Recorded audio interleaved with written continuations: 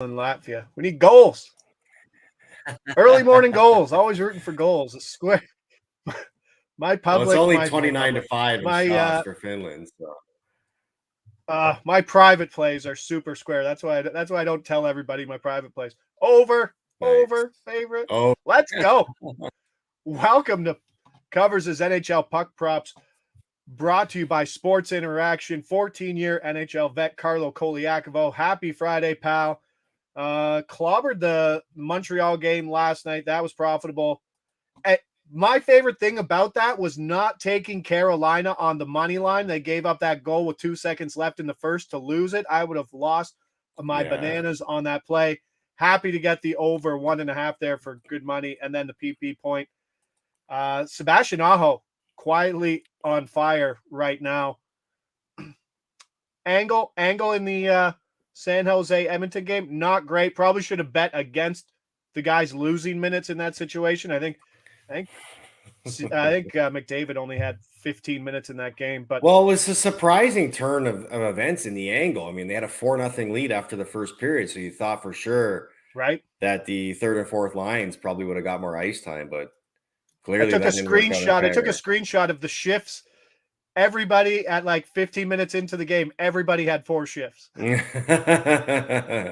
it was a house. It was a house league bench last night for the Oilers. But let's get to today's slate. A few things to pick on, but we're going with just, I think, 4 games, 7 plays here.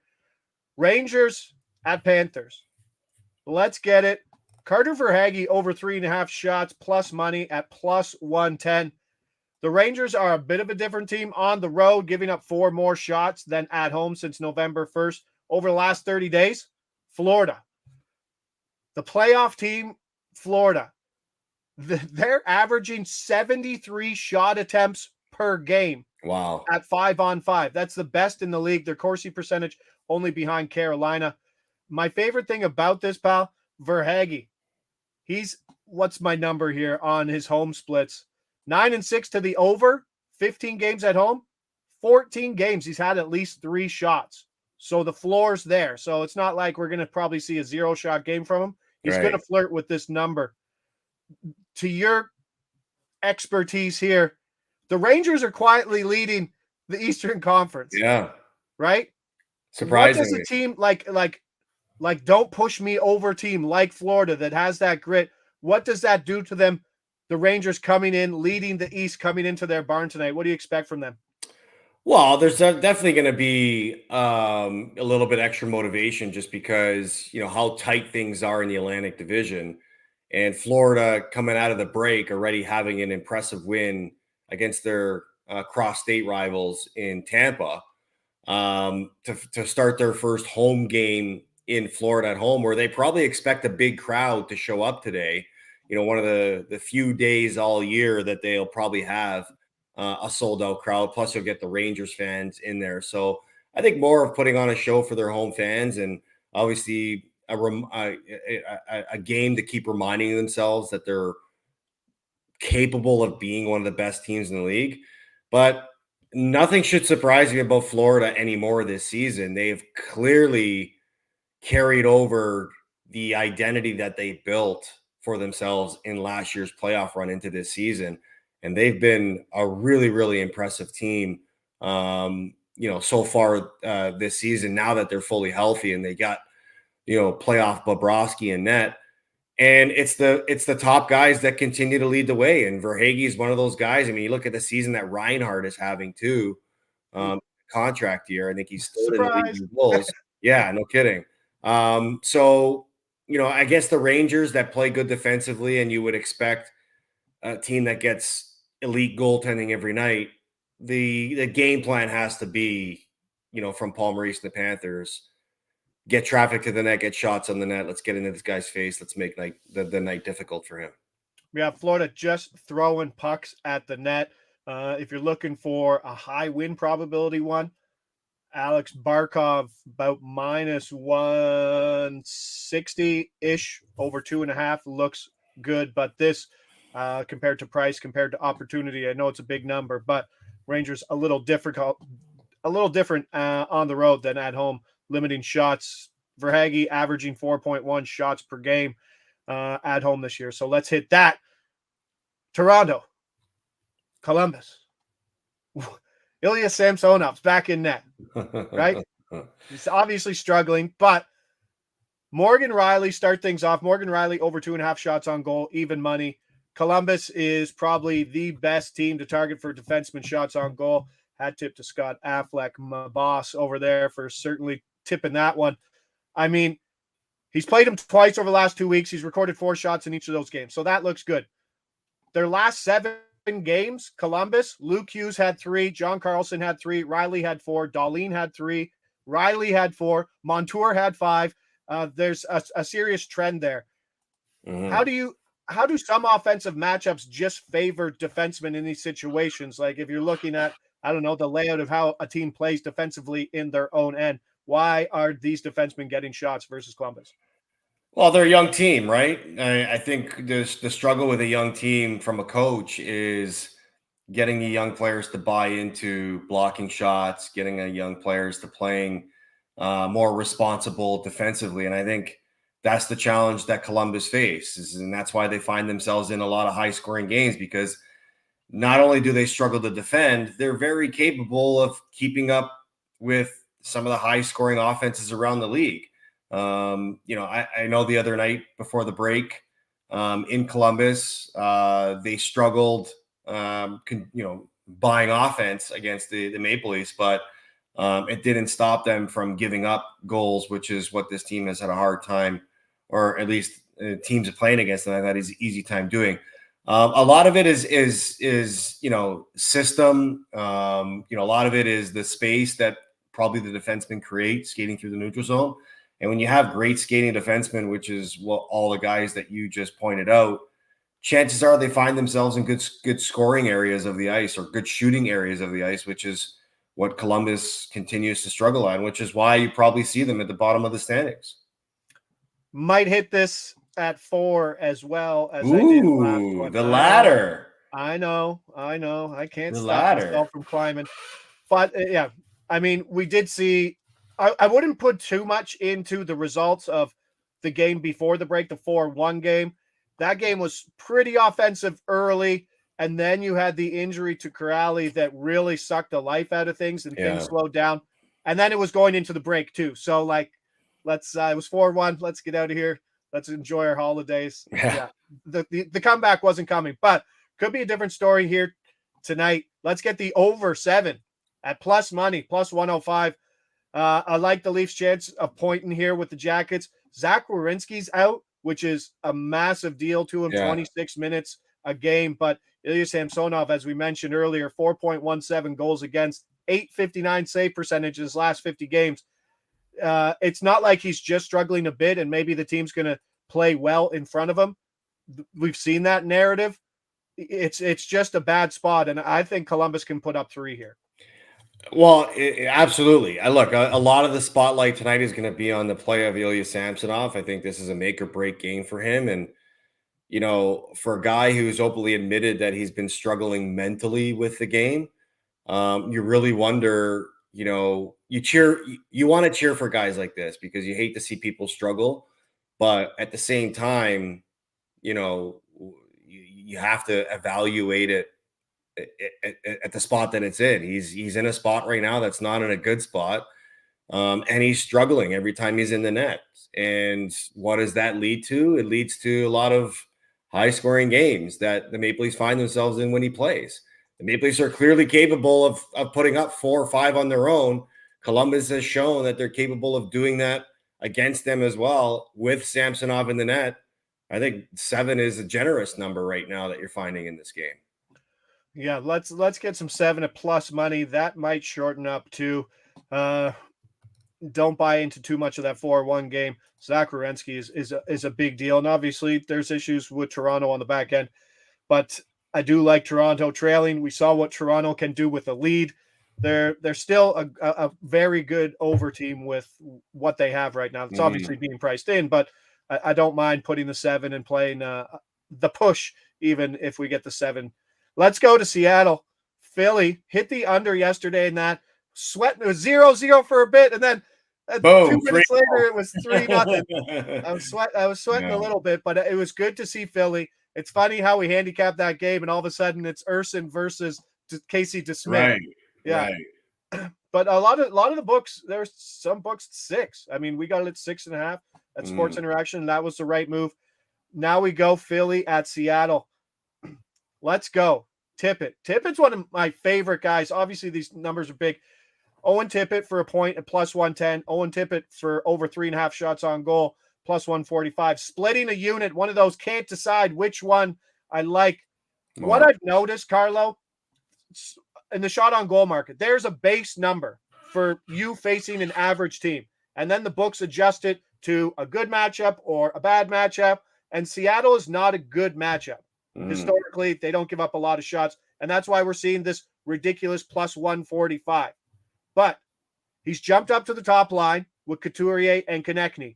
He's on PP1. Konechny did leave last night's game with an illness. So even if he's out, we're talking more, maybe possibly more shots to go around for a guy.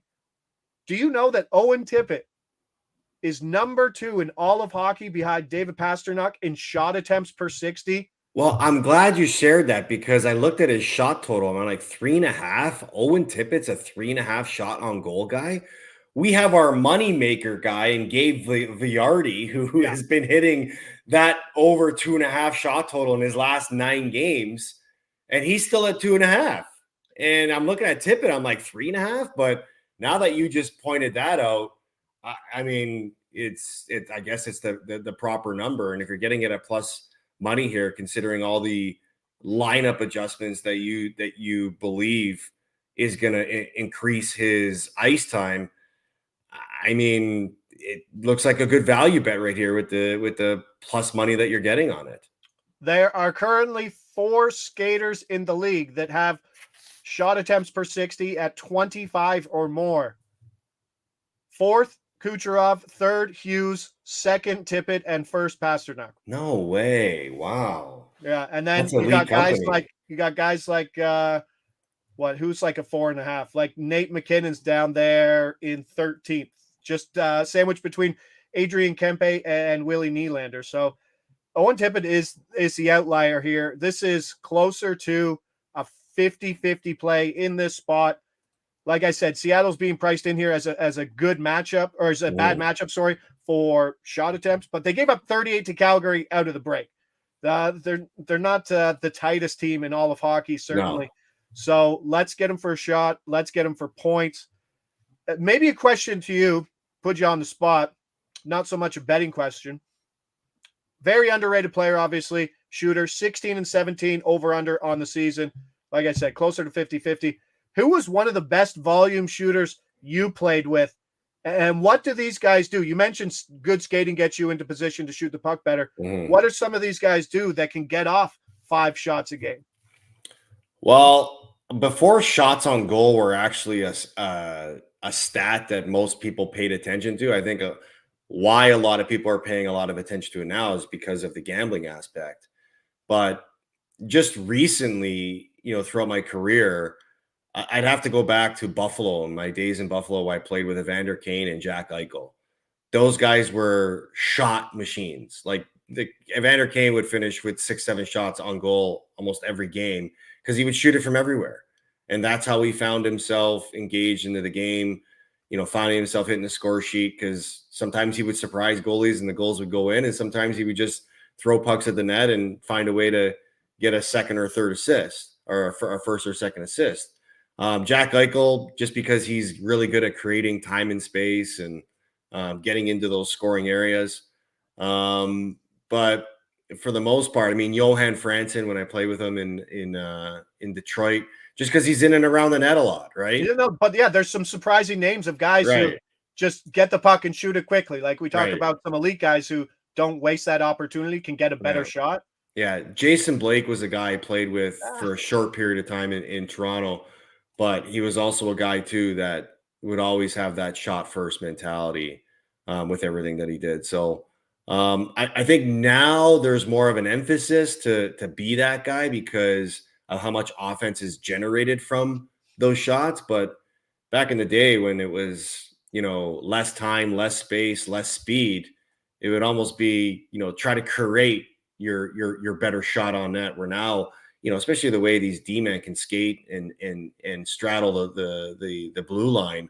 Ooh. It's all about, finding time and space and just floating those pucks through. And I would imagine the forwards probably have the same mentality off a cycle. Yeah, let's get Tippett here in a spot where Philly can put up some points, and Tippett might be the lead back here to get shots versus Seattle. Next game, Washington Islanders. Oh, so wrong with the Islanders in Pittsburgh. No kidding. Oh, God. Thank you, Pittsburgh, for covering that over 2 nights ago, single-handedly, 7-0. And, I mean, we haven't backed the Islanders as much. We've been more Islanders over heavy, expecting goals. And that's kind of what you expect when you have an Islanders game. Thought the offense probably would have got something going, but they didn't. But Washington's offense struggles. But this could be a good matchup for them here. John Carlson for an assist, -115 to win half a unit.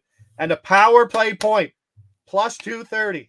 Love these power play obviously like the points. worst power play in hockey. We know that. Yeah. Okay.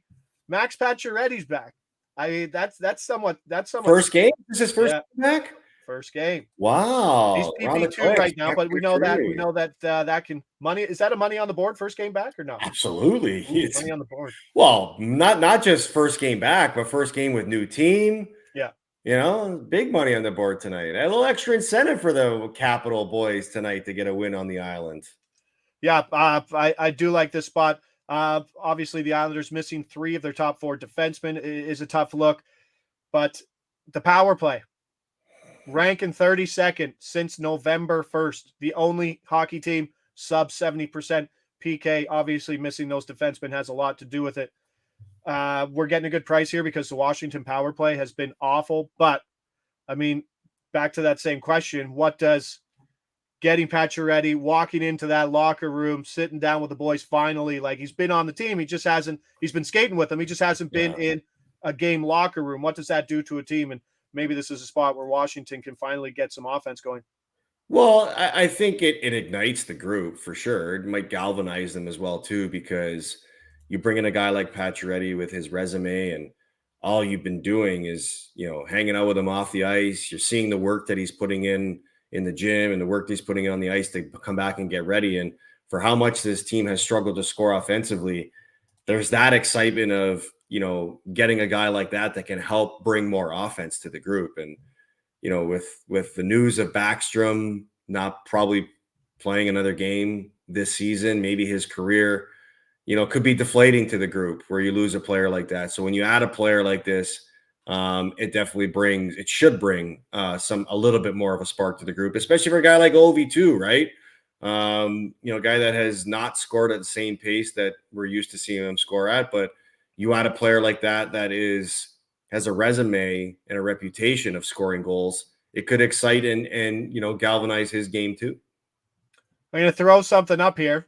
Let me know what you think of it. Oh, okay. I said money on the board, right? I mean, there's going to be a little bit. 135 is a big price. Yeah, it's the only thing I would caution against the this. PP whacking. I get it. I'm not a big fan of predicting against teams that coming off embarrassing losses. If anything, those are good angles to find where a team comes off an embarrassing loss and they respond the next game. There was great examples right before the Christmas break of that, where Buffalo gets blown out 9-3 against Columbus, and they follow up with a 9-goal performance of themselves against the Toronto Maple Leafs, right? And the Maple Leafs lose 9-3. They follow up with a big win the following night against Columbus. Wow, Columbus has been all over this conversation.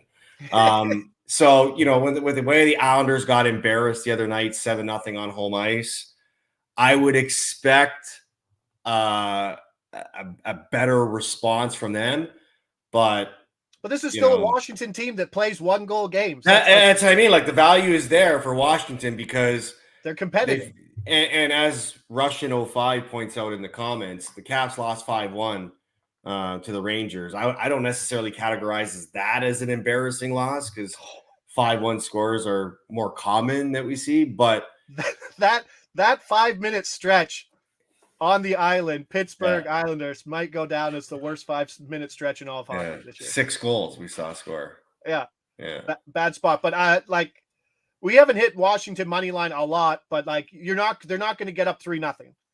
But they're going to hang around, and at plus 135 in this spot, happy to take it. Obviously, I mean, embarrassing situation for the Islanders, but they're still lacking personnel big time on the back end.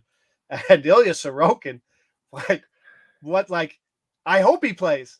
Yeah. I don't think there's a goalie confirmation because Varlamov probably will get the start, but I'd be happy with that one. No, absolutely. I think you'd expect Sorokin to be in the net because team would probably want to give him a chance to bounce back, but Islanders have rode both goalies all season. So I think either guy in there probably gives them a good chance to win.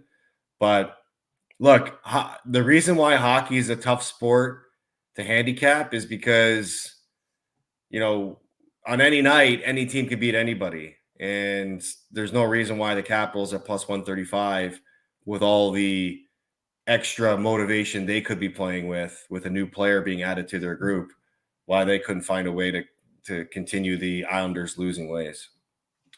Yeah. Matthew asks singles combining. These are singles for sure. I mean, over my years of betting hockey, you notice there's quite a lot of plus money plays. It's very difficult to just play minus 120 plays and win more than 50% in hockey. Right. You have to take shots. You have to take Sebastian Aho for a power play point at plus 200. You got to take John Carlson for a power play point at plus 220. You got to take I don't even think Washington at plus 135 is a stretch here. No, it's definitely not. I mean, look at the Metro Division right now, right? There's a big cluster in there, and Washington's in the middle of that. I mean, as much as I sort of highlighted the Islanders' embarrassing loss, Russian 05 points out a good point. The Washington Capitals are coming off a loss too, and they could easily find a way to win this game. All right, so let's recap a Friday play. I think we've got an 8-pack all of a sudden out of nowhere. But a lot of stuff is together, though. A lot of stuff is correlated together with some stuff as we've been doing often. Again, all odds coming, sports interaction.